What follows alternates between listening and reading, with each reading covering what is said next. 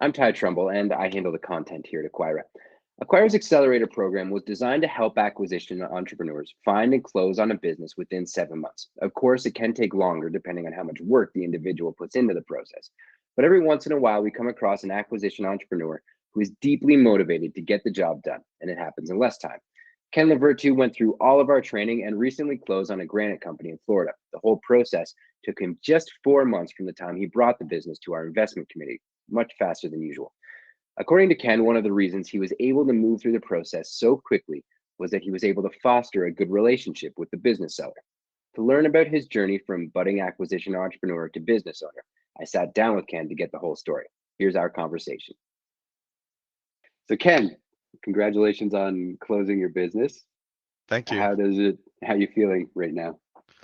Uh, Pretty awesome. It's been a pretty neat experience all around. I've had tons of support from Acquira, and my integrator, and I don't definitely couldn't have done it without having great people around me. Really exciting uh, process as we move ahead that I'm outlining right now. But I think overall the feeling is like just intense optimism and excitement, challenging. Mhm. And I think it kind of pushes all of my entrepreneurial buttons, if you will. So yeah, feel great. Excited to see what's next. Great. What was the experience like going into like just before closing on the deal? What were the emotions you were going through? What was the thing that Yeah, got there? I was telling my wife I felt like 90% of me was gung ho, let's go, I can't wait, let's do this like yesterday, and then 10% of me is like, you know, a little bit of imposter syndrome, a little bit of self doubt. What if I drive this thing into the ground? Uh, do I know what I'm doing? Especially as I was walking the property, they have a pretty big property, and it's three big buildings. The whole granite business was spread over three buildings, and it was just pretty intimidating, a little scary. Uh, but again, I have people who have looked at this business with me, and who know me, and have kind of even tried to fill those knowledge gaps and shore up some of those insecurities with, recommending a great book, or even giving me, an outline to kind of follow, to understand how process should be done, a good process, and what good business hygiene looks like. And so it's excited me and helped me grow professionally. So yeah, leading up to it was nervous, but I don't know, I have great people around me, so that really helps. That's great. And granite isn't your background necessarily, so your whole business search was fairly industry agnostic. What was that experience like going into something that you weren't necessarily familiar with? Yeah, so I think originally, I was not interested in the business when it was presented to me by a broker in Florida, just because it wasn't. I had zero, and I mean zero, direct experience other than ordering a granite countertop for my kitchen we remodeled. But when I started down the process, my business coach was like, "Look, I know you don't really want this business, and you're looking at something else at the moment, but just go through the exercise of, doing your due diligence. It'll be really good practice. You might find something that you're not aware of, and who knows what can happen." And I kind of dragged my feet a little bit. And then I said, okay, great. I'm going to do this thing right, even though it's my practice property, or business. And so I did. I went down the road. I even called the seller. And I think it was at the point when I had that conversation with the seller that I knew there was some chemistry between me and the seller. And we both actually wanted a lot of similar things. Um, and or I should say complementary things.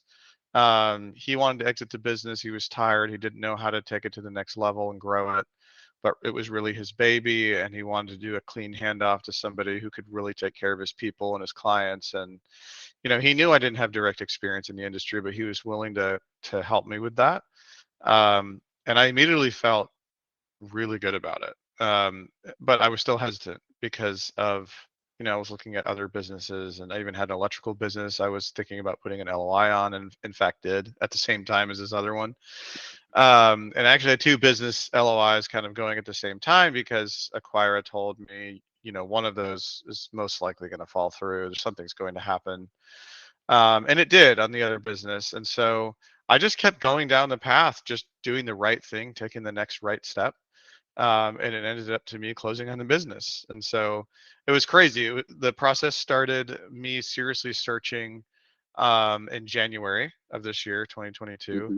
Hmm. And then by March, I had an LOI out, which is only 60 days. And then, here we are, July 1, and it's day 2 of me owning a brand new business for myself.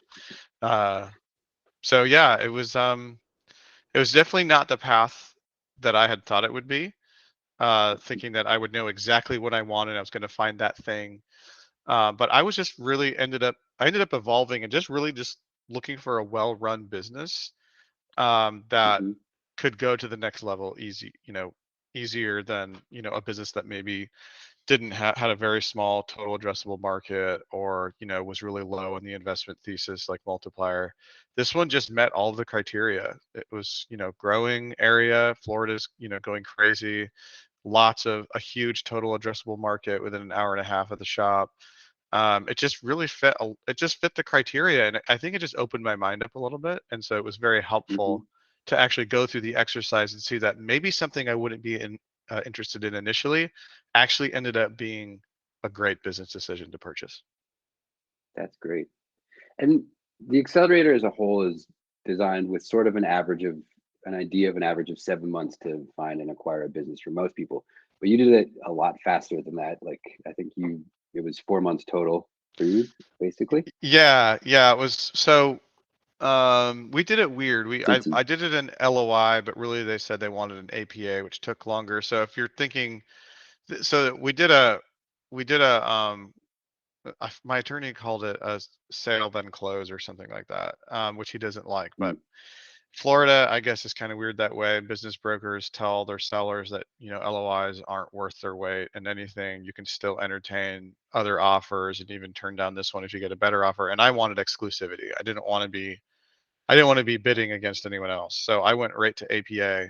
So the actual search was from January to March, and then closing was, under contract, getting it to close was from March to end of June. Um, okay. so beginning of March to end of June. Yeah. So And four what do you four think? months. Yeah. And what do you think the sort of the keys to your success were in making it move so quickly? How So are you able to help it? both business brokers and the attorney said they've never seen a deal, especially an SBA deal, close this fast and the whole process be this streamlined. I just, and I told Acquire from the beginning, even when I first heard about you guys, that I will get stuff done and I'll keep things moving as quickly as possible. I do not want the train to stop with me. And the seller actually was the same way. So we kind of had really good get it done chemistry from the very beginning. And we were Hmm. both very um, we didn't run into the typical hangups I think that a lot of AEs run into, where the buyer starts nickel and diming the seller starts dragging his feet. Like, neither of us did that, and I think it made for a really clean, well-oiled, process to get everything done. So I Hmm. just think, and then we worked with Live Oak Bank, and I actually worked with a lot of other lenders. I did not choose Live Oak Bank initially because their rate was just a little bit higher than some other lenders. But some of these Hmm. other, even the direct lenders I went to, they ended up changing stuff midway through. Like, oh, we want an extra $100,000 down in the account for 2 years to secure, because you don't have any collateral, like real estate collateral. We don't like that. So a lot of banks didn't like the fact that I wasn't purchasing real estate. I was just purchasing the business. So I just canned all of them and I went right to Live Oak, and Live Oak specializes in just the cash flow of the business. That's what they're looking for. Is it a good business and does it cash flow well? That's all we care about. And it was Hmm. incredibly smooth. Like, everything from their initial loan originator to the closer. Um, and there's, by the way, there's tons of work. Just because your loan gets approved in underwriting doesn't mean you're done. That's like 50% of the battle. The rest of it is when you get in contact with your closer and they start telling you all the different little things that you need to get to close. And all of those little things are actually potential stopping points of, we had some of those. The seller had some liens and some UCC filings that even though we paid the loans off, they weren't recorded correctly at the county. So there's probably like 9 of those. We just had to work through like each one. And that my hands are tied because it's not me, right? It's the seller. But the seller was on top of it. And even SBA had some things they had to clear up. So all of that, we probably could have closed even sooner than we did, but that stuff just took time. Mm, But I think to answer your question, we just were aligned on getting the business closed and not getting hung up on little things. that's great. And you mentioned that your lawyers gave you advice on the LOI versus APA in Florida specifically. How was it dealing with the lawyers throughout the process or other professionals that you dealt with? Yeah, so Acquira kind of gave me a heads up on that. They were like, lawyers like to redline stuff in the contract a lot, and the lawyers can start fighting and actually leave the people that are actually trying to get the deal done actually out of it because they like sparring or they like racking up billable hours, blah blah blah. Hmm. The seller's attorney this is his last deal before he retires, so he was motivated to get the deal done. My attorney has worked with these small business deals a lot, so he knows what's important and what to bring to my attention, but not to hold up the whole deal and act like everything's a fire. But I also employed due diligence guy to go through all of the seller's books for the last 3 years and do cash proofs on everything. To Hmm. people will stop at like maybe getting their tax returns and what a QuickBooks file, but really you have to match what the real cash deposits were. So they're just matching AP to AR and making sure that their cash actually matches what they're saying in their books, because cash doesn't lie. So I think Hmm. like, and that took about a month for them to go through everything. Which was exactly what they told me, probably take about a month. So yeah, attorneys did really well. Due diligence was fine. Eddie, my seller kept really good books, and it just really led to a seamless. It had its challenges and problems, but we worked it out. We just both wanted the same thing. We wanted the deal to close. Hmm. But yeah, attorneys were great. I don't have anything negative to say about them. Hmm. And it's our partner not partner, but it's the law firm that Acquira recommends. So Great. yeah. And what sort of unexpected things popped up along the way that maybe you could warn other AEs about to expect? So we really had last minute issues with work in progress.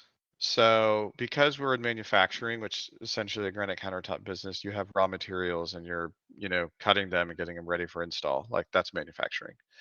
Hmm. So work in progress is a big deal, and we did it the day of closing, like the actual just hours before closing. And we really should have had probably a little bit more plug and play formula that was ready to go with all open orders. Um, so it was a little bit, and I was working. Luckily, the seller and I are just agreeable. Like we're just like we want to get it done. Neither of us were freaking out, but we both saw the big picture and what we wanted, but we both knew what was important to each other. And so because we Hmm. had articulated that on the front end, there wasn't misaligned priorities and expectations of even the work in progress. So there was probably, and it was substantial. It was like almost $500,000 of AR that we had to Mm. work through. And some of those customers had already put down deposits. So we had to figure out, since the seller was doing a cash sweep, we had to figure out what belonged to him, what was going to belong to me, depending on where in the cycle, the manufacturing process, what cycle it was in. So that was a lot Hmm. harder than I anticipated. So I would definitely recommend you think about that early on. And usually the lawyers would help you think through it too. But what the lawyers come up Hmm. with and what's actually happening in the shop might be two different things. So the formula they came up with really didn't make sense. So, and will probably still be adjusted a little bit. We still have to talk through all that, but most of it's all worked out. So I would say be prepared for that. Um, I would say spend a lot of time being emotionally invested in the seller and don't forget about the seller. You can get your Hmm. head into the books and into the employees, but ultimately, like the deal's not done unless that seller like rubber stamps this thing all the way to the end. Um, like I spent a lot of time with the seller. We went out to eat. I went over his house. He introduced me to his family. We had so many dinners together. He gave me way too much wine. Like, so I think that goes a long way. And he said there was another seller that, or excuse me, another buyer that came along almost the same time as me, who was also a really nice guy and who actually wanted to give him full price and seemed like he probably even structured the deal better than I did. But he told me later when he got off the phone with him, he's like, I just think Ken is the right buyer for my employees and for our customers, and will continue the legacy that we built here. So that, I mean, that's only done by a lot of time and a lot of goodwill towards the seller in aligning your values with him and actually hearing him and not like saying, oh, you know, things seem really inefficient here, and you know, I'm going to come in and make all this change and steamroll. Like, I don't think anybody would actually say that, but you can easily come across that way. Hmm. So just having a high level of emotional intelligence with I think the seller and emotional investment in what he's built goes a really, really long way. Makes him want to work Great. with you. And when there's a hiccup, you have like, I think Stephen Covey said it in his 7 Habits of Highly Effective People, but you have to make emotional deposits with people before you can start making withdrawals.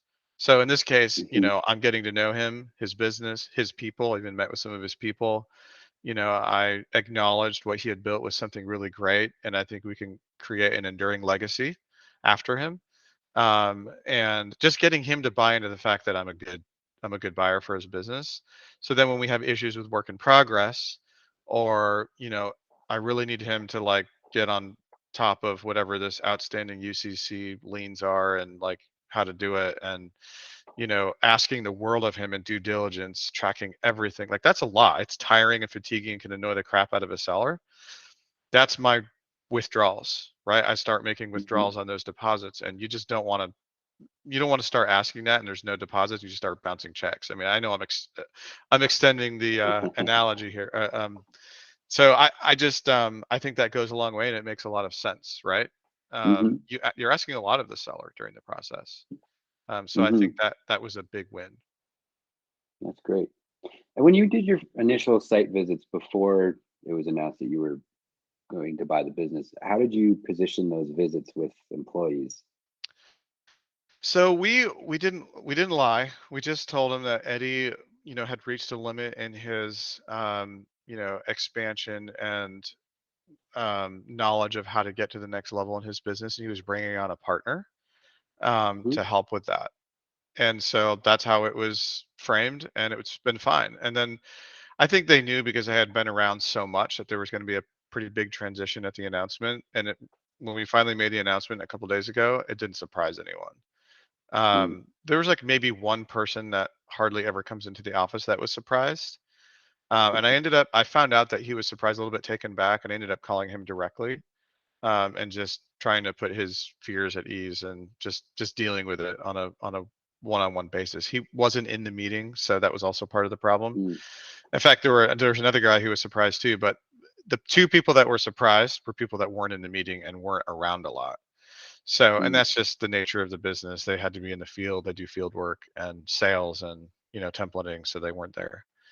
But Hmm. it was good to talk with them, let them know that I wasn't in here to, you know, steamroll a bunch of changes on my first day. I also didn't promise that there wouldn't be any changes. I think that's a big mistake people make. They want to say that. So people, it's like maybe they think it's the easiest way to put people's fears at rest, but I think it can actually go against you in a lot of ways. Hmm. But anyway, so I think it was fine. I was there a lot before we closed, and maybe that was a Mm. benefit that the seller gave me. I was there, in fact, a whole week working in Eddie's office with him. Um, the final week, so everyone saw Hmm. me. I interacted with others. I had lunch with them. So like it wasn't a like a big gasp when he made the announcement. He was like, oh, okay, so the partner's Right. 100% partner. So You weren't a stranger to anybody. yeah, exactly. Hmm. Um, So, yeah, and I think the office was when I did my one-on-ones before we closed, I met one-on-one and I said, "Hey, tell me about what your job is. Tell me if you were the CEO, what would you change?" And that opened up tons of doors, and I think even started to develop trust and vulnerability. Hmm. Like people were telling me one-on-one, like what they had struggled with, that they love the company. They all said the same thing. They love the seller, but what if we change this to make things more efficient? And so it was a very beneficial conversation. I think went a long way with them. And those one-on-ones, I think, were key in getting that first level of buy-in and trust to change. And I think the benefit for me, I was actually really taken back by how everyone on their own said they were ready for change. So that was Mm-hmm. a big, big plus for buying the business. I was not expecting that. They were not Mm-hmm. afraid of they were not afraid of it. So maybe that'll change once I start making changes, and now they're held accountable for the changes, and maybe they won't like that. But that's down the road. So Mm-hmm. we'll see. What was the actual signing like? I'm just curious about the emotions that went into it, how everyone was feeling when the actual documents were signed. Was everybody together when it happened? Yeah, it was me, the brokers, and the sellers. I mean, again, I love the seller and his wife, and they were there, and they've just been so supportive of the whole thing. It wasn't awkward or weird at all. We said congratulations, shook hands at the end. Um, I yeah, everyone was happy. Eddie and I, we're still working together. We're still, you know, there were some changes I made right away with accounting and AR and AP. But Mm-hmm. Eddie hasn't, said anything, negative or at all. So yeah, everything's been fine. The closing was super smooth. I've never signed so many things in my life. Like I think the paperwork was about 10 inches or so. Wow. That was mind-boggling. Um, but the attorney was great. We signed quickly. I had reviewed most of that anyway. So yeah, it was fine. Mhm. Now you're looking towards the future and growth and integration. What are the next steps? Yeah, so I told everyone at the announcement that I'm a big top-down, change management sort of guy. So we're going to start with mission, vision, values and have a workshop and work through that, which will make us a lot more nimble as a company and help the leadership team make decisions without me, because they already have the filter that I would use anyway to make a decision. And so those mission, vision, values become really key, and help us pivot quickly when we need to, and we get buy-in a lot quicker because they know that's how I'm making my decisions because we came up with those values together and they have agreed to be accountable to those values and where we're going. And so when it's time to make change, we're all going to be, theoretically in alignment because we've agreed to these values and our vision and where we're going, and who we are as a company and why we exist. So that's my biggest thing I'm looking forward to. So they all are aware of that. They all know that. They nodded like that's a great thing. A couple people pulled me aside and said they're really excited about the change.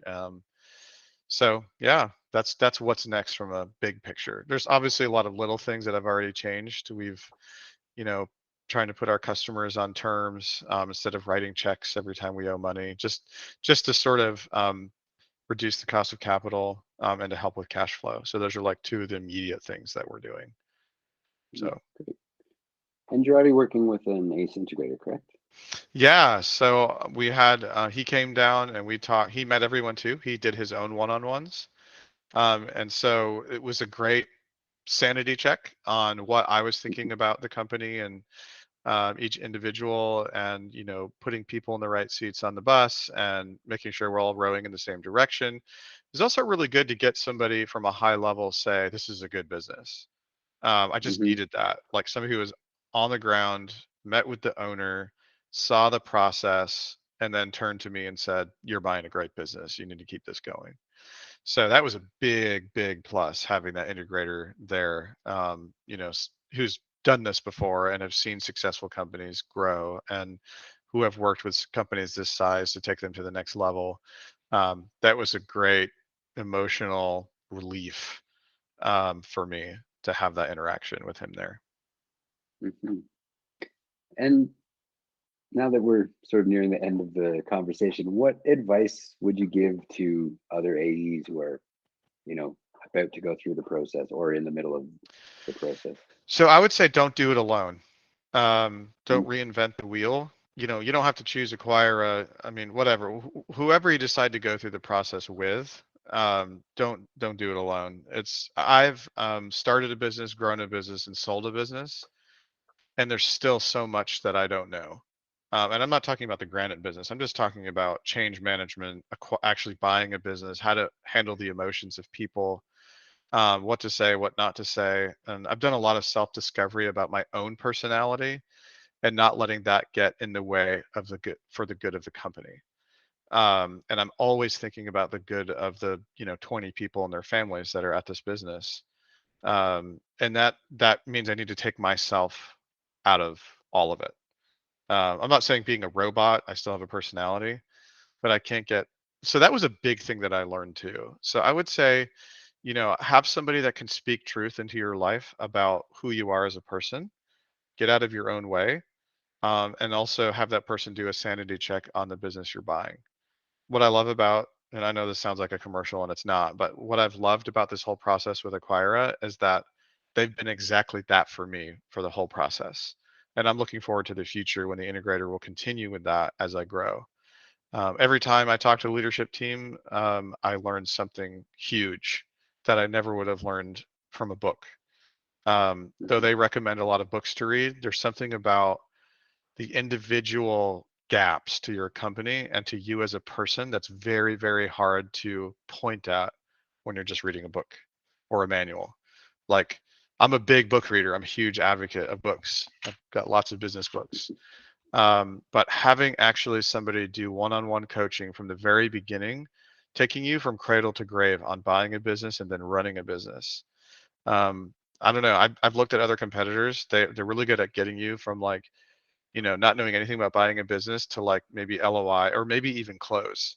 But after that, it's sort of like, who's supporting you, right? You might have a question you can post on Facebook or in a cohort group, but really, I really need somebody who knows me as a person and then knows my business. That's incredibly valuable. So I would say if you can find that, I mean, the sky is the limit. And I really think that you can expand individually as a person and expand your business and your career all at the same time in a really powerful 10x kind of way, right? I know 10x is like the Grant Cardone thing, right? Like, and I think the way to get there in this field is to surround yourself with people who can shorten 10-year career path into like 2.